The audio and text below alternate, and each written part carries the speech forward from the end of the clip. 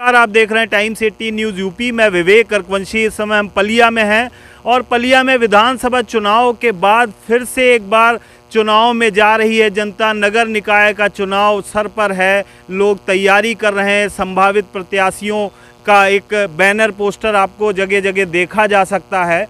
इस समय हम एक ऐसी शख्सियत से बात करेंगे जो प्रबल दमदार प्रत्याशी के रूप में, संभावित प्रत्याशी के रूप में जनता की पसंद हो सकते हैं। ऐसा हम नहीं कह रहे हैं, ऐसा जनता कह रही है। हम उनसे बात करेंगे, उससे पहले हम उनका संक्षिप्त परिचय आपको दे दें। वो मौजूदा नगर अध्यक्ष भाजपा हैं। बीते 2019 से वो नगर अध्यक्ष हैं। हम उनका पूरा परिचय देते हैं। उदयवीर सिंह जी हैं, शायद आप सभी लोग उनको जानते होंगे। जैसे कि हमारे पास डिटेल है कि वो उनका जन्म जो है 1987 में हुआ। राजनीतिक जीवन 2005 में अखिल भारतीय विद्यार्थी परिषद के कार्यकर्ता के रूप में उन्होंने तय किया। 2018 में युवा मोर्चा के अध्यक्ष रहे। 2009 में विधानसभा प्रभारी युवा मोर्चा रहे। 2010 से 13 तक पुनः वो युवा मोर्चा के अध्यक्ष चुने गए। 2011 में युवा व्यापार मंडल अध्यक्ष रहे। 2013 में जिला महामंत्री युवा व्यापार मंडल रहे। 13 से 18 तक जिला मंत्री पलिया विधानसभा प्रभारी युवा मोर्चा रहे। 2019 से अब तक नगर अध्यक्ष भाजपा के पद पे हैं।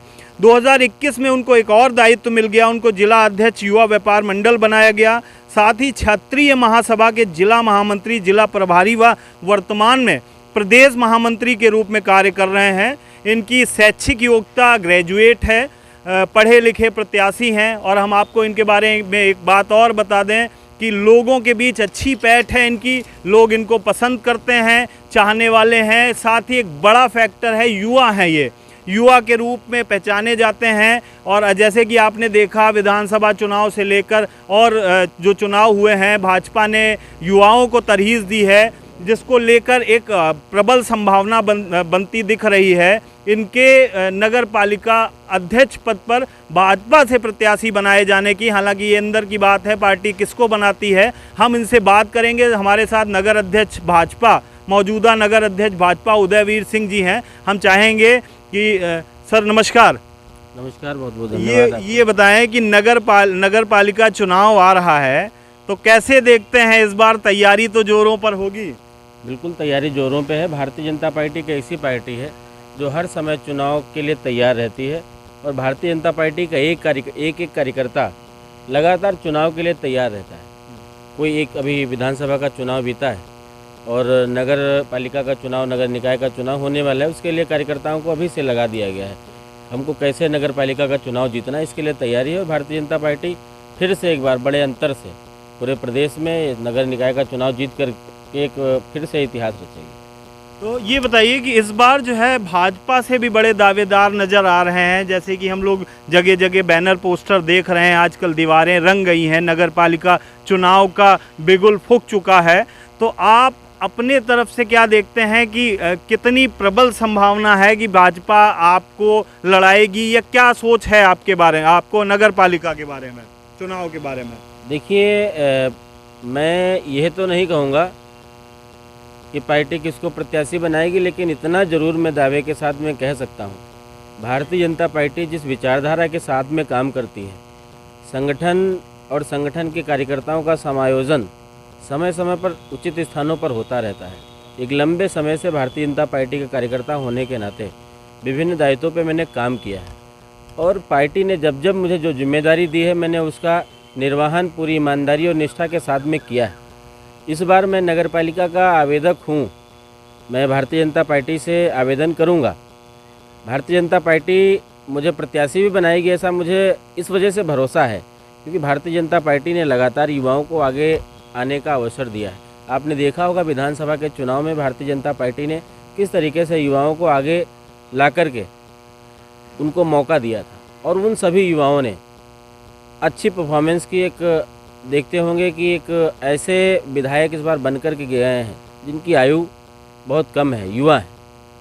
एक युवा टीम कहें अगर विधानसभा में, भारतीय जनता पार्टी के पास एक बहुत बड़ी टीम है। तो उदयवीर सिंह जी का कहना है कि भाजपा में लगातार युवाओं को मौका दिया जाता है और ये युवा हैं, इनको भी मौका मिलना चाहिए, इनको मौका मिलेगा, ये अच्छा प्रदर्शन करके दिखाएंगे। क्या रोड मैप बनाया है? अगर पार्टी आप पर भरोसा जताती है तो क्षेत्र की जनता के लिए क्या करेंगे आप? अपने पलिया क्षेत्र की जनता, नगर पालिका क्षेत्र की जनता के लिए क्या करेंगे? देखिए, बहुत सारे काम हैं।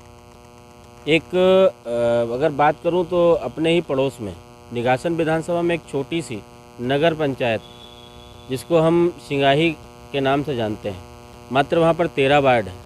13 वार्डों के लिए सामुदायिक शौचालय लगभग 9 स्थानों पर बनाए गए हैं, और पलिया में 25 वार्ड होने के बाद में भी मात्र 2 सार्वजनिक रूप से सामुदायिक शौचालय हैं, लेकिन इस्तेमाल में सिर्फ एक। बहुत बड़ी समस्या है। 25 वार्ड, और चूंकि हम दुधुआ नेशनल पार्क के नज़दीक में रहते हैं, नेपाल का सीमावर्ती क्षेत्र है, यहाँ पर तमाम नागरिकों का, विदेशी नागरिकों का आना जाना भी पलिया में होता है। इस वजह से पलिया हमारे भारत की पहचान बन जाता है कि भारत के लोग कैसे रहते हैं, कैसा उनका रहन सहन है और किस तरीके से उनका आचरण और व्यवहार है। तो यह एक बड़ी बात हो जाती है पलिया नगर पालिका क्षेत्र के लिए। यहाँ पर तमाम ऐसे काम होने हैं। आप देखते होंगे युवाओं के खेलने के लिए कोई खेल का मैदान नहीं।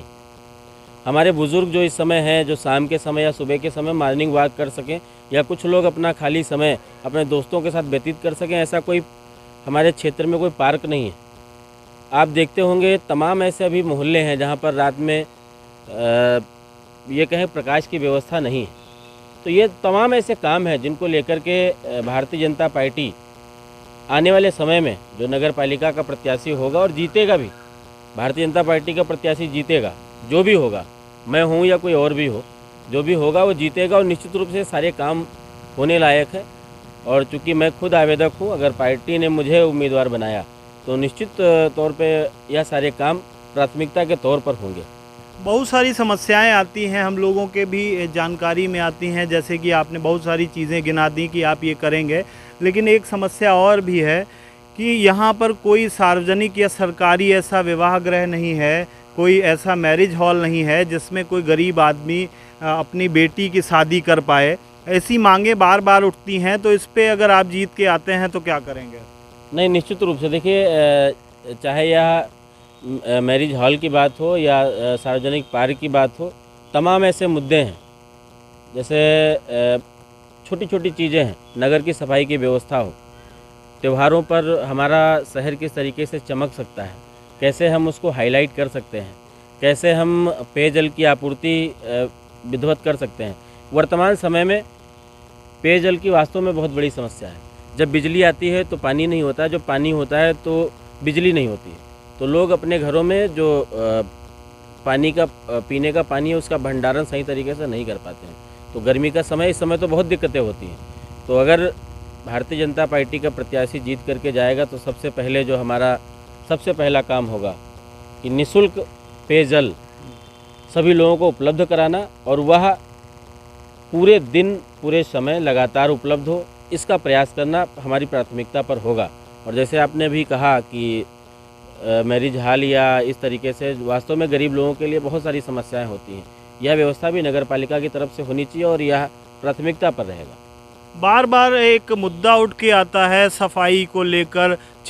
पलिया क्षेत्र में जो है बाज़ार हैं, चारों तरफ कभी कभी ऐसी खबरें भी आती हैं, हम लोग भी करते हैं कि गंदगी फैली रहती है, ज़िम्मेदार ध्यान नहीं देते हैं। अभी सिनेमा हॉल चौराहे पर या दिल्ली, मुंबई और बहुत सारी जगहों से यात्री आते हैं, साथ ही पूरा बड़ा क्षेत्र है, शौचालय जैसी एक प्राथमिक सुविधा भी नहीं है पलिया में, तो एक तरीके से दुर्भाग्य है।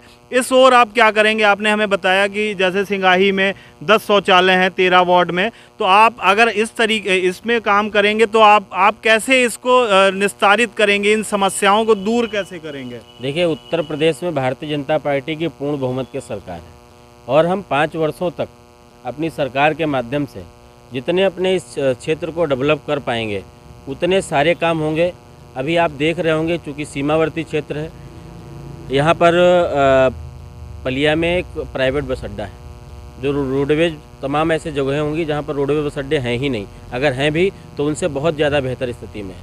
तो हमारे पलिया के लिए जो सबसे ज़्यादा महत्वपूर्ण चीज़ है रोडवेज बस अड्डा बनना, वह मेरी प्राथमिकता पर रहेगा। इसके साथ एक और चीज़ मैं जोड़ना चाहूँगा, रोडवेज बस अड्डे के साथ साथ में रिक्शा स्टैंड की भी मांग बहुत ज़ोरों से की जाती है, पार्क की भी मांग की जाती है। तो क्या आपके दिमाग में कोई रोड मैप है, कहीं जगह ऐसी आपने देख रखी या दिमाग में है? अब जो है प्रदेश में बुलडोजर बाबा चल रहे हैं, तो दूसरी तरफ योगी जी आदेश भी दे रहे हैं कि जो गरीब हैं, रोजी रोटी के जुगाड़ में ठेला खोमचा लगाए हैं, उनको परेशान ना किया जाए। लेकिन यहाँ पे कुछ ऐसी चीज़ें हो रही हैं, अतिक्रमण के नाम पर अधिकारी उनको परेशान करने का प्रयास करते हैं। अगर आप नगर पालिका अध्यक्ष बनकर आए तो क्या उनको किसी सही जगह पे या उनको स्थायी रूप से उनकी जो है रोटी पानी चलता रहे, उसके लिए क्या करेंगे आप? देखिए, भारतीय जनता पार्टी की सरकार वास्तव में हम लोग अंत्योदय की विचारधारा से काम करने वाले लोग हैं, यानी कि समाज में सबसे निचले पायदान पर रह रहे व्यक्ति को भी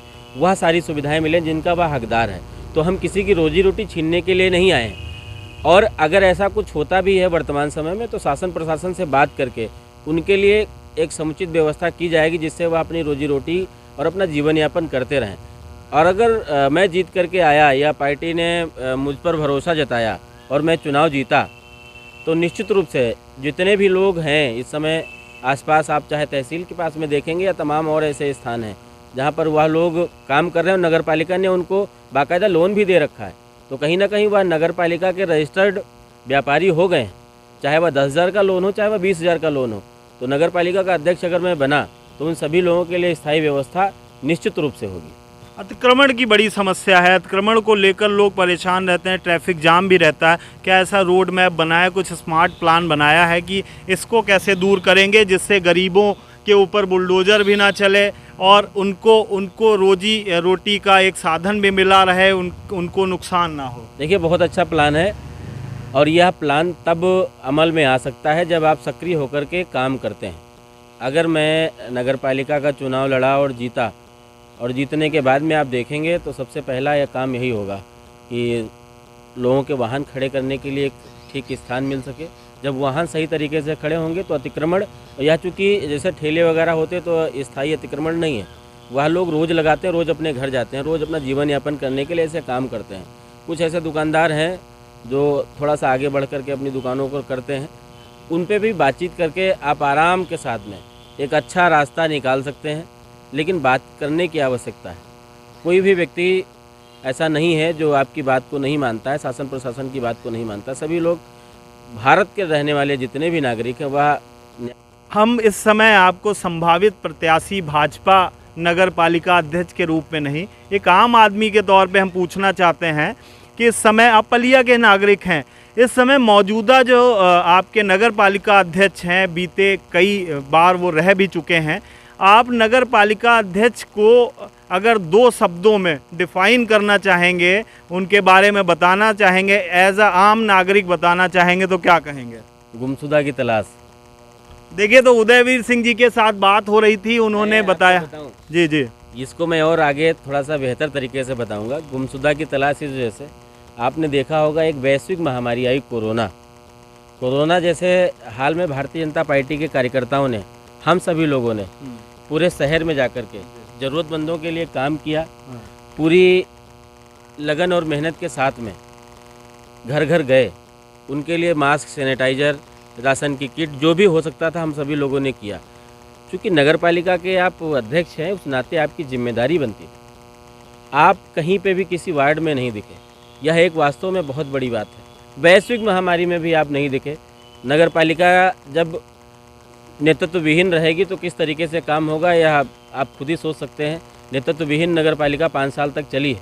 और गुमशुदा की तलाश मैंने इस वजह से कहा, अगर मुझे प्रचार प्रसार करना होगा तो मैं सबसे पहले अपने वर्तमान नगर पालिका अध्यक्ष के लिए पोस्टर चिपकाऊंगा गुमशुदा की तलाश के लिए। मैं अपना पोस्टर बाद में लगाऊंगा, पहले उनका पोस्टर लगाऊंगा, पहले उनको ढूंढ लिया जाए।